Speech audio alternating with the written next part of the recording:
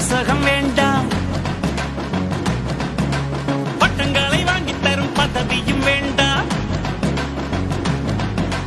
மாலைகள் இட வேண்டாம், தங்க மகுடமும் தர வேண்டாம், தமிழ் தாய்நாடு தந்த அன்பு போதுமே.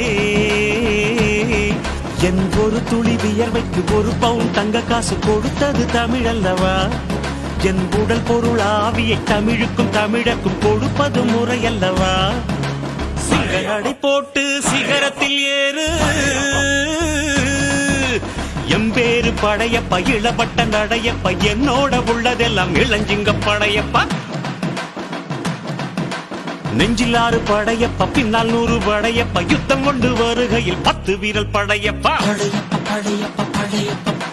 பாசமுள்ள மனிதனப்பா, நாம் மீச வச்ச குழந்தையப்பா.